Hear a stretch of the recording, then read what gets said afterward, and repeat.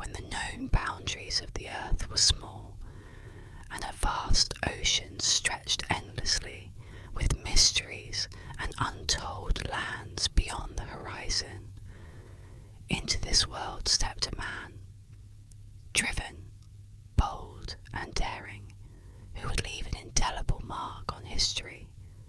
His name was Christopher Columbus, and in 1492, with the wind in his sails and a vision in his heart, he ventured into the unknown. Little did he know, his journey would spark an age of exploration, forever altering the course of human history. Welcome to ASMR History, where I take you on peaceful journeys through the past, whispering stories of great figures and pivotal moments. Today, we dive into the life of one of the most famous and complex explorers to ever live. Christopher Columbus was a man who, with his voyage across the Atlantic, opened the doors to the New World for Europe. His name is synonymous with discovery, yet his legacy is also one of controversy.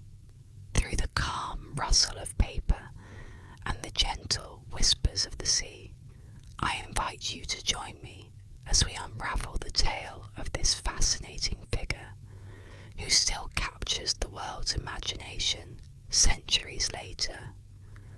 But why Christopher Columbus? Why, out of all the explorers of the past, do we continue to speak of him? His story is one of triumph and ambition, but also of conflict and controversy. Columbus is celebrated for connecting distant continents, but his actions also led to the irreversible change in the lives of the indigenous peoples he encountered. Whether you view him as a hero or a flawed figure, one thing is certain: his life shaped the future, and it continues to stir debate and wonder even today. To understand the man behind the voyages, we must first travel back in time, to a small city in Italy, where a young Christopher Columbus dreamed of the sea, of distant lands, and of adventures yet to come. Let's explore his early life and the roots of his extraordinary journey. In the bustling maritime city of Genoa, Italy, in the year 1451, a child was born into the world of merchants and craftsmen. His name was Cristoforo Colombo, known to us today as Christopher Columbus. His family, modest and hard-working, made their living in the wool-weaving trade, a common occupation in Genoa's thriving economy. While young Christopher was expected to follow in his father's footsteps, the call of the sea tugged at his heart from an early age. In a city where the salty breeze carried tales of distant lands, and merchants spoke of adventures across the Mediterranean, how could a boy not dream of what lay beyond the horizon? Columbus's childhood was shaped by these influences.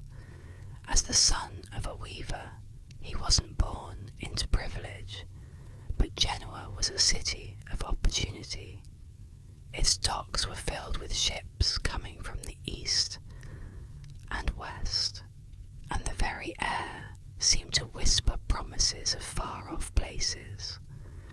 Education was limited for children like Columbus, but the lessons that mattered most came not from books, but from the sailors and merchants who filled the streets.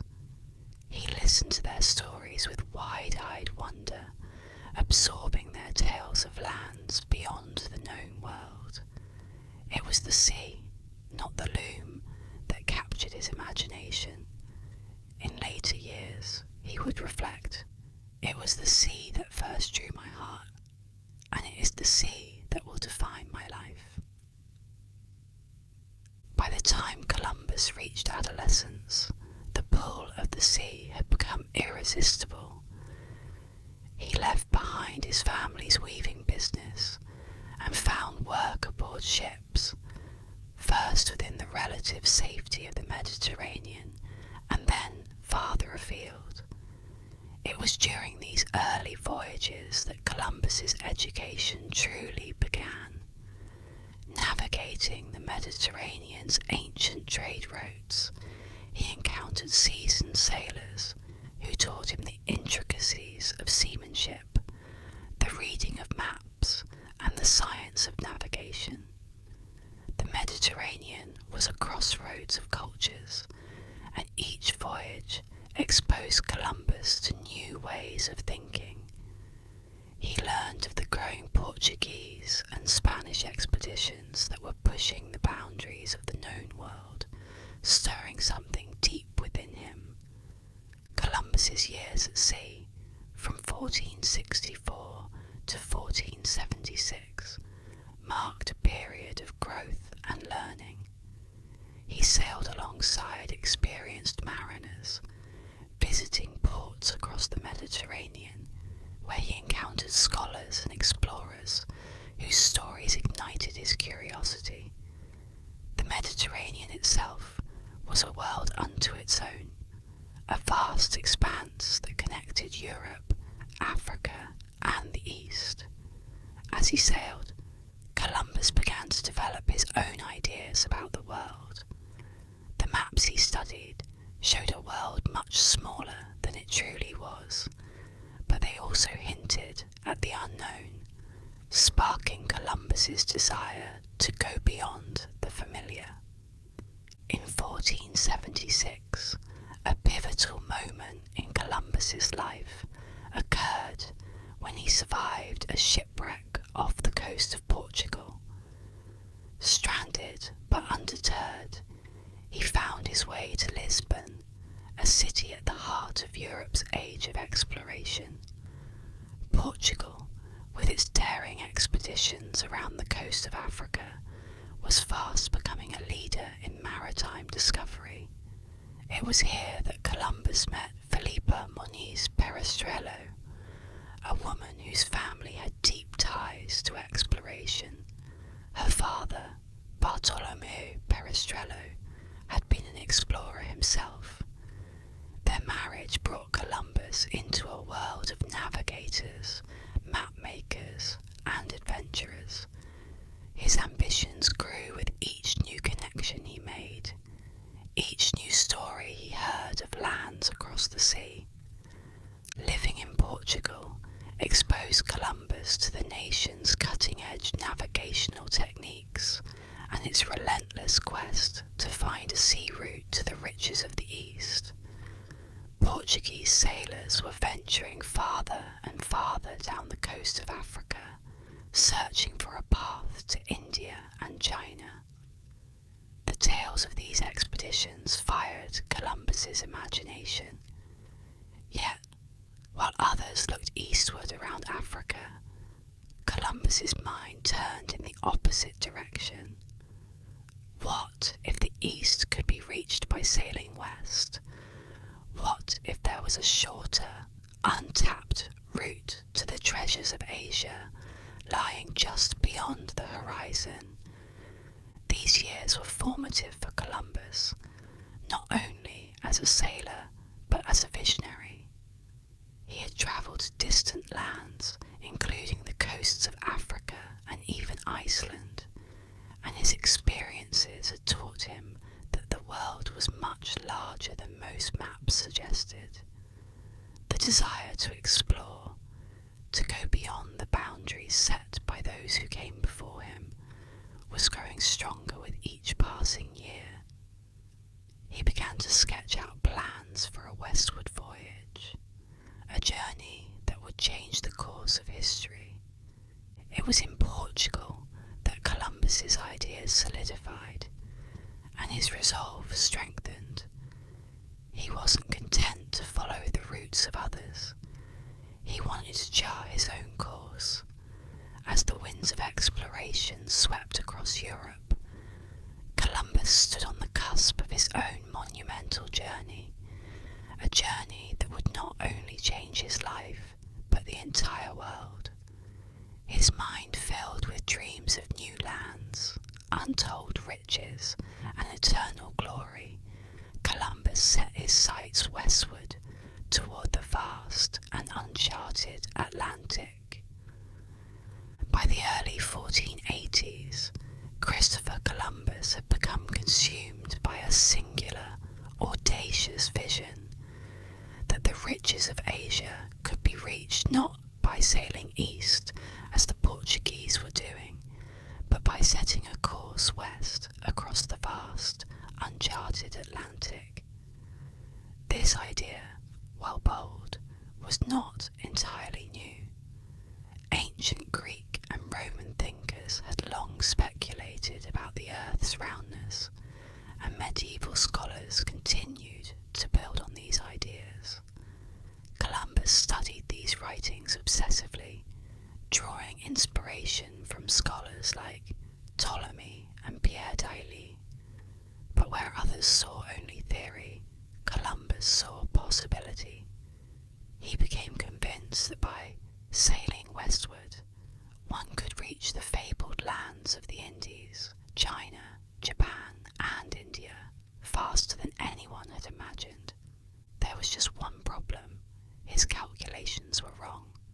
Based on faulty estimates of the Earth's circumference, Columbus believed that Asia lay much closer to Europe than it actually did.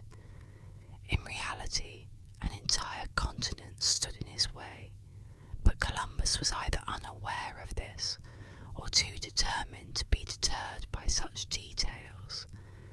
His confidence was unshakable, and in 1492 he would famously write, "It is possible to sail from here to the Indies, and I will prove it." Though his calculations underestimated the vastness of the globe, Columbus's passion and tenacity would prove stronger than the skepticism of the scholars who dismissed his plan. However, having a vision was one thing. Bringing it to life was another. Columbus needed ships, men, and above all, royal sponsorship to fund his expedition. From 1485 to 1492, he embarked on a relentless quest to secure backing for his westward voyage. He first turned to the Portuguese crown, who had already made significant advancements in exploration, but they were uninterested, focused instead on rounding Africa to reach Asia by a route they deemed more practical. Columbus's proposal was rejected, dismissed as little more than a fantastical dream. Undeterred, Columbus moved on, seeking support from the courts of Genoa and Venice, then from England. But time and again he met with rejection.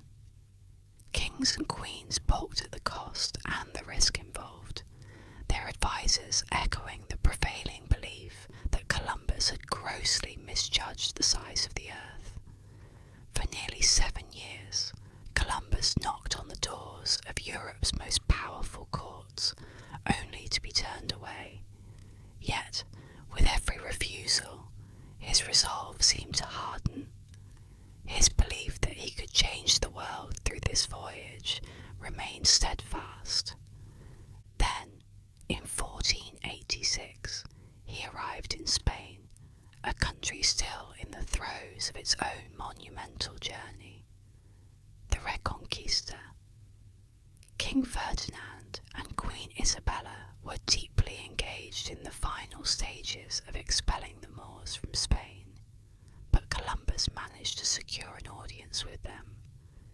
His timing was fortunate, for Spain was on the cusp of consolidating its power, and Ferdinand and Isabella had begun looking for ways to expand their influence beyond the Iberian Peninsula. Still, Columbus faced an uphill battle. The Spanish court subjected his proposal to rigorous examination, and once again the consensus was that Columbus had underestimated the distance. But Columbus, ever the charismatic dreamer, found an unlikely ally in Queen Isabella.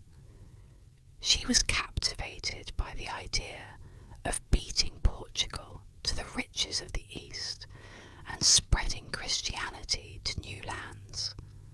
The promise of wealth and glory was alluring, but what sealed the deal was Columbus's unwavering conviction. He believed that the journey was not just possible, but inevitable. In 1492, with the Reconquista complete and Spain's coffers bolstered, Ferdinand and Isabella finally agreed to finance Columbus's voyage. The negotiations that followed were not without complexity. Columbus, ever the ambitious adventurer, made bold demands. He wanted to be named Admiral of the Ocean Sea, granted noble titles, and guaranteed a share of the profits from any lands he might discover. Remarkably, the Spanish crown agreed to his terms. On the eve of his departure, Columbus had not only secured the backing of one of Europe's most powerful monarchies, but had also carved out a position of immense influence for himself, should he succeed. The stars were finally aligning for Columbus. With the royal funds secured and 3 ships, the Nina, the Pinta, and the Santa Maria, prepared for departure, the stage was set.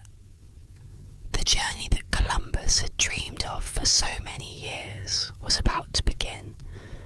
His vision of sailing westward to reach the Indies, a vision once ridiculed by kings and scholars alike, was on the verge of being tested. As Columbus stood on the deck of his flagship, gazing westward at the endless horizon, his mind must have been racing with possibilities. He had spent years fighting to make this voyage a reality, and now the open ocean awaited. His ambition to chart a new course, not just for himself, but for all of Europe, was about to be realized. With sails unfurled and the winds of destiny at his back, Columbus embarked on the voyage that would forever change the world. On August 3rd, 1492, as the sun rose over the Spanish port of Palos de la Frontera, 3 ships set sail into the vast, uncharted Atlantic. The Nina, the Pinta, and the Santa Maria glided slowly away from the familiar shorelines of Europe, their sails billowing in the wind, their decks creaking beneath the weight of both cargo and the heavy expectations of the voyage. At their helm stood Christopher Columbus, a man whose relentless pursuit of a westward route to the Indies had finally brought him to this moment. His mind must have raced with visions of the riches, glory, and discovery that lay ahead. Behind him, the horizon of Europe faded, and before him stretched only the endless blue of the unknown. For the men aboard these ships, the excitement of departure quickly gave way to fear and doubt. This was no ordinary journey. Never before had they ventured so far from the sight of land into the vast Atlantic Ocean, which some still called the Sea of Darkness. Superstitions ran deep among the crew. Whispers of sea monsters and endless abysses filled their thoughts. As the days turned to weeks, the morale on board began to waver. What if they were truly sailing into oblivion? Columbus, ever the steadfast leader, felt the weight of these fears. The weeks of endless ocean took their toll, and though he did his best to reassure his crew, murmurs of discontent spread through the ships. The sailors began to lose faith. They hadn't seen land for over a month, and each day brought only more of the same, an infinite expanse of water beneath them and the unchanging sky above. The journey became a test of endurance, a battle against the unknown. Columbus wrote in his log on October 10th, "The crew began to murmur that we should return to Spain. I promised them land was near, and still they were filled with doubt." His words were confident, but the tension on board was palpable. The threat of mutiny loomed. For Columbus, it was a delicate balancing act. He needed to maintain authority while keeping the fragile hopes of his crew alive. Then, in the early hours of October the 12th, 1492, a cry pierced the night. "Land ho!" It came from the Pinter's lookout, who had spotted a distant shoreline. Relief washed over the ships like a tidal wave. Columbus, standing on the deck of the Santa Maria, looked out at the faint outline of an island on the horizon. His dream had become reality. The murmur of the ocean and the creaking of the ships faded into the background as the crew erupted in shouts of joy and prayers of gratitude. They had made it. After more than 2 months at sea, they had reached what they believed to be the East Indies. As the sun rose that day, Columbus and his men made landfall on what we now know as the Bahamas. But to Columbus, this was the long-sought gateway to the riches of Asia. He called the island San Salvador, believing it to be part of the East Indies. Stepping ashore, he planted the Spanish flag into the soft sand, claiming the land in the name of King Ferdinand and Queen Isabella. For the first time, European feet had touched the soil of the New World, though Columbus had no idea of the magnitude of this discovery. The indigenous people Columbus encountered, the Taino, watched curiously as the Europeans disembarked. To them, these strange visitors from across the sea were unlike anything they had ever seen. Columbus's impressions of the Taino were recorded with a mix of fascination and a sense of superiority. He marvelled at their peaceful nature and remarked on their simple attire, yet his gaze was also fixed on the potential for exploitation. He wrote of their potential as servants and their gold ornaments, which immediately caught his eye. To Columbus, this was more than a discovery of land. It was an opportunity for wealth, power, and dominion. In the days following the landing, Columbus explored the surrounding islands, each time convinced that he was on the verge of finding the wealth of Asia. Every inlet and bay seemed to promise something greater just beyond the horizon. He searched for spices, silk, and gold. Yet, what he found was a land unlike any described in the texts of European scholars. Still, Columbus's vision of the East Indies remained unwavering, blinding him to the reality that this was not Asia, but an entirely new continent. The journey continued, and as Columbus explored more of the Caribbean, he sent envoys to communicate with the local tribes, and tensions began to rise.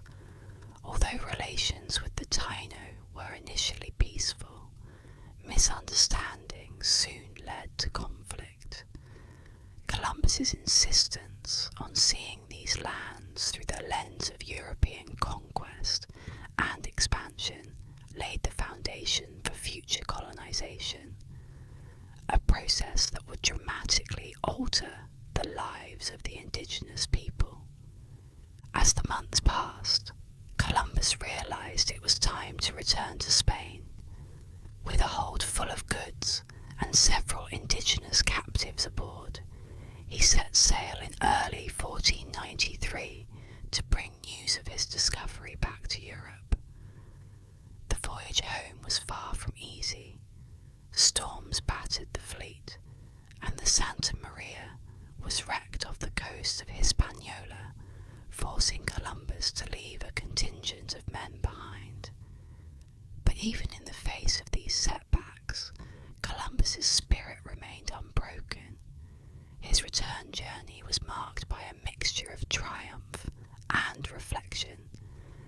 He had crossed the Atlantic, discovered new lands, and fulfilled the promise he had made to himself so many years ago. When Columbus finally arrived back in Spain, he was met with a hero's welcome. King Ferdinand and Queen Isabella celebrated his achievement, and Europe buzzed with excitement over the possibilities his voyage had unlocked. Columbus had done the impossible. He had charted a course to a land that few had ever dared to imagine. Yet, the first voyage was only the beginning. The discovery of these new lands stirred Columbus's ambition even more. He returned to Spain as Admiral of the Ocean Sea, with titles and riches promised, but his mind was already looking forward. There were more lands to explore, more discoveries to be made, and Columbus was determined to return. His first voyage had opened the door, but what lay beyond it would be a legacy of exploration, colonization, and ultimately controversy. As Columbus prepared for his next expedition, he knew the challenges ahead would be even greater.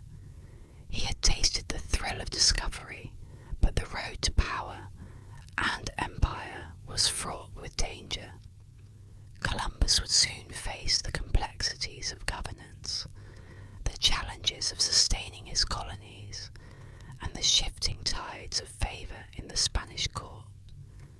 His future voyages would bring both triumph and hardship, as the explorer sought to maintain his grip on the lands he had claimed, all while the new world began to reveal its true, vast potential. When Columbus returned to Spain in 1493, he was no longer the ambitious sailor pleading for royal backing. He was a hero. Greeted with fanfare, he paraded through the streets, bringing with him gold, spices, and a handful of indigenous captives as living proof of his discovery. Europe buzzed with excitement at the possibilities of this new world, and Columbus, now Admiral of the Ocean Sea, had earned his place in history. But Columbus's triumph was only temporary. He had not yet found the riches he promised, nor had he reached the fabled lands of Asia. His mind turned quickly to a second voyage, this time with grander ambitions and the resources to build a lasting colony. In September 1493, Columbus set sail once more, this time with a fleet of 17 ships and over 1,000 men. His mission was to establish a permanent Spanish foothold in the New World. His sights were set on Hispaniola, an island he had briefly visited on his first voyage. There, he believed, Spain could build a thriving colony and reap the wealth of the Indies. But Columbus's dream of a peaceful colony quickly dissolved into a harsh reality. The Spaniards, unaccustomed to the land and hostile to the indigenous people, soon found themselves in violent conflict with the Taino. The promises of gold and riches gave way to the brutal demands of conquest. Disease, forced labour, and the harshness of colonial rule decimated the indigenous population, and What had started as a mission of exploration spiraled into violence and suffering. Despite these setbacks, Columbus pressed on. By 1496, the colony on Hispaniola was faltering, but he remained undeterred. His belief in a westward passage to Asia still burned bright, and he would not rest until he found it. The allure of discovery pushed him to undertake yet another journey. In 1498, Columbus embarked on his third voyage. This time, his ships carried him farther south, to the northern coast of South America. As his fleet approached the lush, green shores, Columbus realized something profound. This land was not part of the East Indies as he had once believed. This was an entirely new continent, one unknown to the world. He had discovered what would later be known as the Americas, but this revelation did little to ease his troubles. The colony on Hispaniola was in chaos, plagued by corruption, famine, and revolt. Columbus's dream of a prosperous colony was slipping through his fingers. His ability to govern the Spanish settlers was questioned, and his treatment of the indigenous population drew the ire of both settlers and the Spanish crown. By the time Columbus returned to Hispaniola, the situation had become untenable. His attempts at governance were failing. The settlers, disgruntled by the lack of wealth and opportunity, rebelled against his leadership. Word of Columbus's mishandling of the colony reached Spain, and the once great admiral found himself facing accusations of tyranny and incompetence. In 1500, Columbus was arrested and sent back to Spain, not in the grandeur of a hero's return, but in chains. "They brought me back to Spain in irons," Columbus would later write, "and I have been judged as a common criminal. Yet I opened the door to a world unknown." His downfall was as swift as his rise. The man who had once been the pride of Spain now stood before the court, stripped of his titles and power. But Columbus was not finished yet. In 1502, despite his tarnished reputation, he convinced the Spanish crown to grant him one final voyage. At the age of 51, battered by years of struggle and disappointment, Columbus set sail for the fourth and last time. His objective remained the same: to find a westward passage to Asia. But the seas, which had once carried him to glory, now seemed determined to humble him. His fleet was battered by violent storms, and Columbus's ships were wrecked off the coast of Central America. Stranded and increasingly isolated, Columbus faced hostile encounters with the indigenous peoples and the unyielding forces of nature. Columbus's health, once robust, began to deteriorate. Weakened by illness and years of hardship, he became a shadow of the man who had once crossed the Atlantic with such boldness. In 1504, he returned to Spain for the last time, a man who had seen both the heights of triumph and the depths of despair. Disillusioned and largely forgotten by the court that had once celebrated him, Columbus spent his final years in relative obscurity, nursing the wounds of his failed ambitions. His vision of a westward route to Asia had never materialized, and the new world he had opened to Europe was already slipping from his grasp. Yet, even as Columbus's life came to a quiet end in 1506, the impact of his voyages had already begun to reach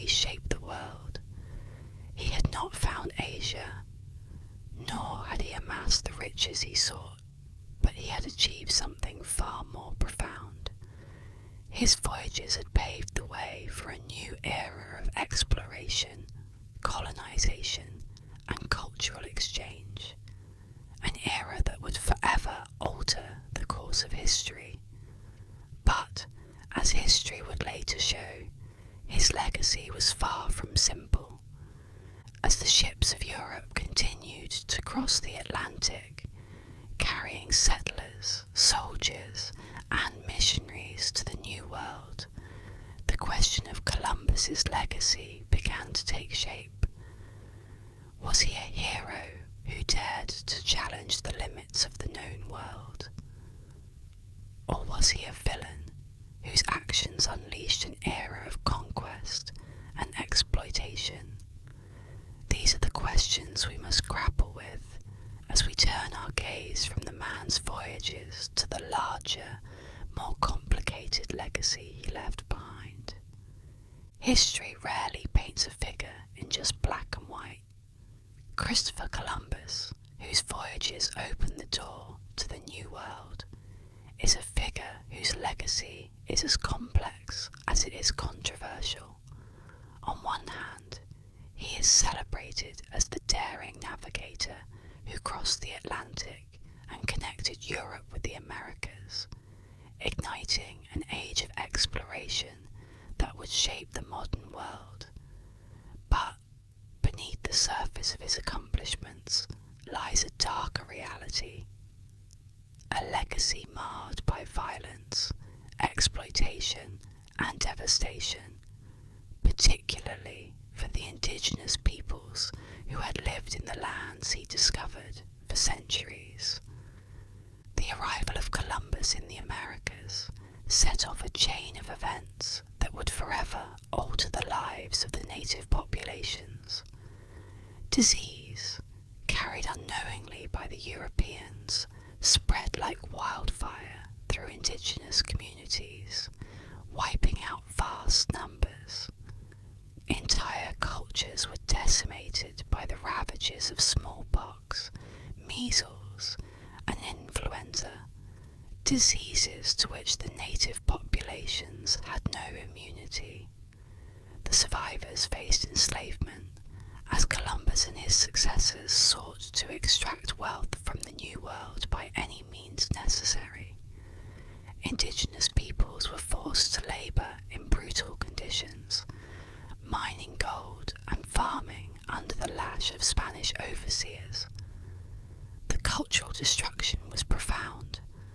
Languages, traditions, and ways of life that had existed for centuries were systematically erased in the name of European conquest. One of the most vocal critics of the treatment of the indigenous populations was Bartolomé de las Casas, a Spanish priest who witnessed the horrors firsthand. In his writings, he condemned the atrocities committed under Columbus's governance. The entire human race is one, Las Casas wrote in 1542, yet these people were treated like animals. His words echo through the centuries, a stark reminder of the brutal reality behind the romanticized tale of Columbus the explorer. Yet, Columbus's role in this devastation cannot be seen in isolation. He was part of a broader wave of European expansion that sought to claim the riches of the world, often at the expense of those who lived there. Columbus's voyages were the spark that ignited a firestorm of colonization, trade, and eventually the Atlantic slave trade. In the decades following his discovery, European powers scrambled to carve out territories in the New World, fueled by the desire for wealth and influence. The consequences of this expansion would reshape the globe, but they would also leave a legacy of suffering for the indigenous peoples and the millions of Africans forcibly taken across the ocean in chains.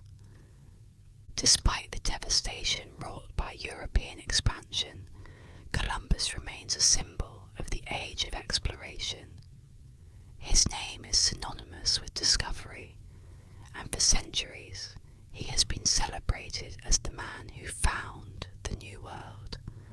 Statues of Columbus stand in cities across the globe, and in the United States, he is honoured with a national holiday. But even this narrative is fraught with complexities.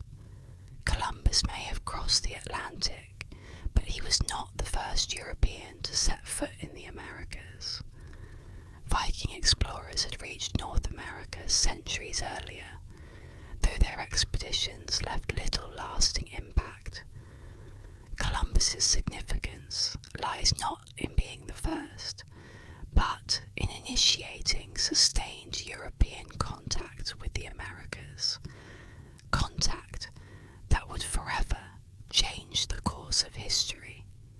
Today, Columbus's legacy is fiercely debated. Modern historians grapple with the duality of his accomplishments. On one hand, he is praised for his bravery, vision, and navigational skill.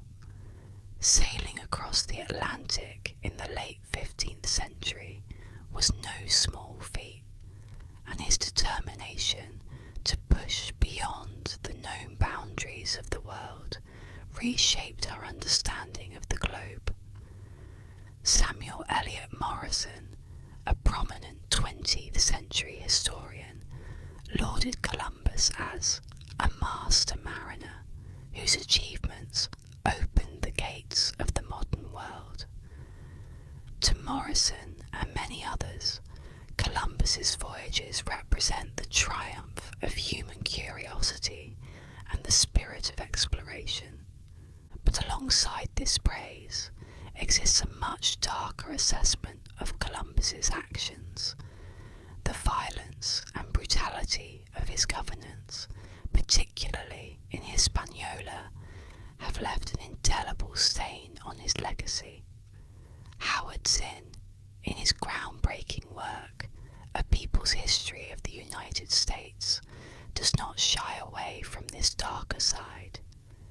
Zinn describes Columbus as the initiator of a genocidal conquest, a figure whose lust for power and wealth set the stage for centuries of exploitation. To Zinn and other critics, Columbus's achievements cannot be separated from the human cost they inflicted. This tension between admiration for Columbus the explorer and condemnation of Columbus the oppressor defines the way we understand him today. His story is one of bold exploration, but also of conquest and cruelty. The sound of pages turning in history books reflects the many perspectives that have emerged over time, each offering a different view of the man who changed the world. As we continue to examine Columbus's legacy, the question remains: was he a hero, a visionary who dared to challenge the limits of the known world, or was he a villain whose actions unleashed an era of violence and exploitation? Perhaps the truth lies somewhere in between, in the grey spaces where history often resides. Columbus was, after all, a product of his time, a man driven by the same ambitions and flaws that fueled Europe's age of expansion. As Columbus's life drew to a close, the weight of his legacy began to settle. The consequences of his actions reverberated across the Americas, shaping the world we live in today.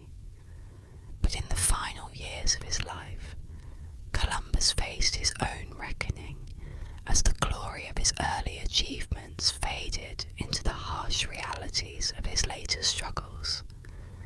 By 1504, the once bold Christopher Columbus had become a man worn down by the weight of his own ambitions. His health had deteriorated rapidly after his final disastrous voyage, and the years of seafaring, conflict, and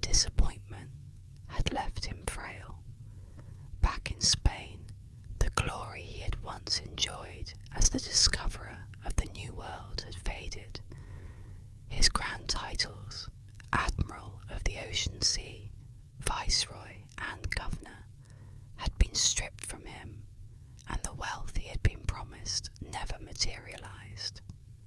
As he languished in the shadows of the Spanish court, Columbus pleaded for recognition and restitution, writing letters to King Ferdinand in a desperate bid to reclaim his lost titles and riches. But his pleas largely went unanswered. Columbus's final years were marked by a sense of growing isolation. The court, now preoccupied with other conquests and explorers, had moved on from the man who once stood at the forefront of Spain's imperial ambitions. Though he remained convinced of the importance of his discoveries, he struggled to maintain the respect and influence he had once wielded. Financially, Columbus found himself in a precarious position. Despite his role in expanding the Spanish Empire, the riches he had hoped for remained elusive, leaving him to live out his final days in relative obscurity. His physical condition worsened as illness gripped him, confining him to bed. In his will, written just before his death, Columbus left what little he had to his sons. "I leave all to my sons," he wrote, "for they must carry on my name. I hope that history will remember me as I was." These words revealed a man still clinging to the hope that his legacy would endure, that he would be remembered not for his failures, but for his unparalleled achievements. He believed, until the end, that his voyages had brought him to the shores of Asia, never realizing that he had, in fact, opened the door to an entirely new world. On May 20th, 1506, in the quiet town of Valladolid, Columbus's life came to a close. He died as he had lived in his later years, out of the public eye, largely forgotten by the world that had once celebrated him. The irony of his death is striking. Columbus died still convinced that he had found a westward route to Asia, never knowing that he had instead stumbled upon the vast, untapped potential of the Americas. History had yet to catch up to the true magnitude of his discovery, and in that moment, Columbus passed from this world without ever grasping the full scope of his achievement. Yet, even in death, Columbus's name would not fade entirely into obscurity. His voyages had set the wheels of European expansion into motion, and in time, the world would come to recognize the enormity of what he had set in motion. As the years passed, his reputation would be resurrected, his story retold through the lens of exploration and conquest. But the Columbus who died in Valladolid was a far cry from the larger-than-life figure we know today. He left this world uncertain of his place in it, hoping that history would look back on him with kinder eyes. As we look back now, Columbus's legacy continues to spark debate, but his place in history is undeniable. His life's work, marked by both brilliance and controversy, would shape the world long after he drew his final breath. Christopher Columbus remains one of the most polarizing figures in history, even more than 500 years after his death. For some, he is a symbol of exploration and discovery, a man who challenged the boundaries of the known world and opened the door to an age of global connection.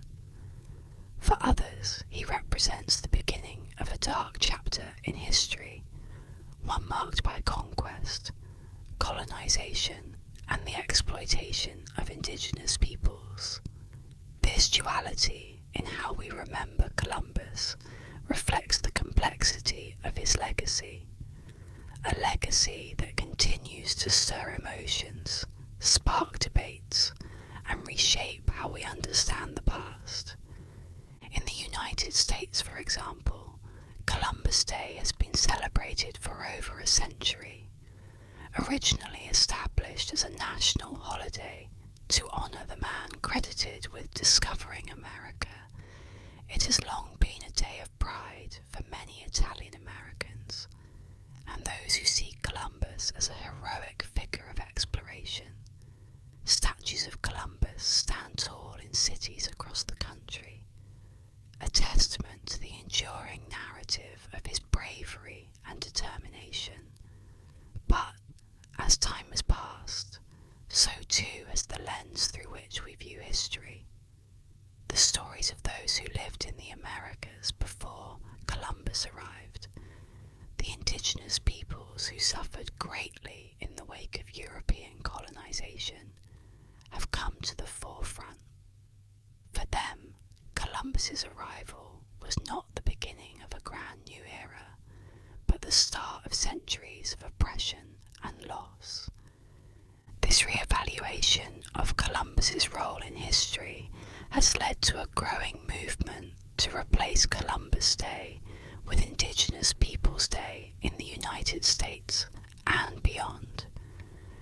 Indigenous Peoples Day is a way to honour the rich cultures, histories, and contributions of native peoples, while acknowledging the violence and exploitation that followed Columbus's voyages. In 2020, an Indigenous activist powerfully stated, "We remember, not to celebrate, but to honour those who suffered and to learn from the past." It is a reminder that history is not just about heroes and victories. It is also about understanding the cost of those triumphs, particularly for those who were silenced or erased in the process. The fact that Columbus's legacy can still ignite such intense debates speaks to the profound impact his voyages had on the world. On one hand, his accomplishments are undeniable. His voyages across the Atlantic ushered in an era of exploration that connected continents, spread knowledge, and ultimately led to the world as we know it today. Without Columbus's daring journey in 1492, the course of history might have unfolded very differently. His vision, courage, and skill as a navigator made him a pivotal figure in the age of exploration, and for that he is celebrated. But, on the other hand, the consequences of those voyages cannot be overlooked. Columbus's expeditions initiated the transatlantic slave trade, and the Spanish colonization that followed devastated indigenous populations through disease, warfare, and forced labour. Entire civilizations were wiped out or forever changed by the arrival of European powers.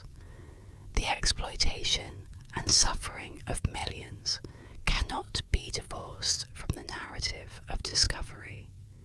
It is this tension between the achievements of exploration and the atrocities of colonization that makes Columbus such a controversial figure today. In modern history, we see Columbus's legacy as a reflection of the broader story of European expansion and the age of imperialism.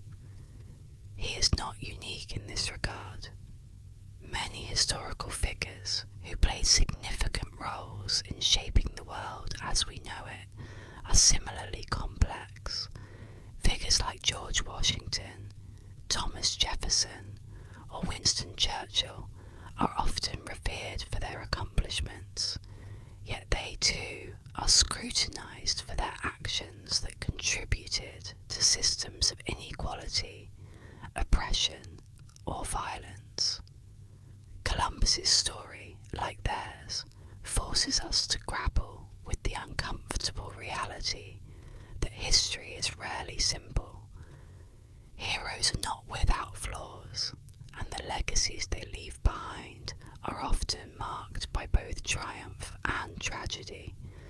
So, how do we reconcile these conflicting views of Columbus? Perhaps the answer lies in acknowledging the full scope of his legacy.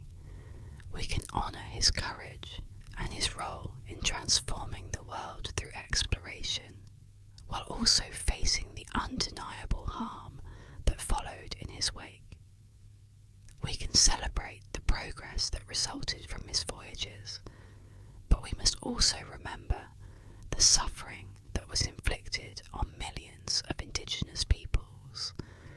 History does not need to be sanitized or simplified.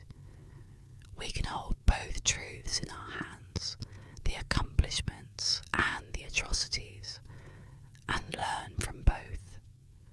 In re-evaluating Columbus's legacy, we also have the opportunity to ask ourselves deeper questions about how we remember history.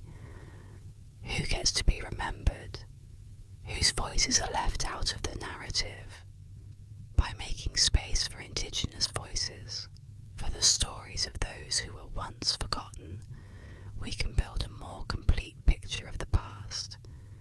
History is not just the story of great men, it is the story of all people in all their complexity.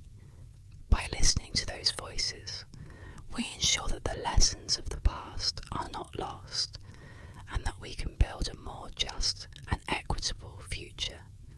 In the end, Columbus's legacy is neither purely heroic nor entirely villainous.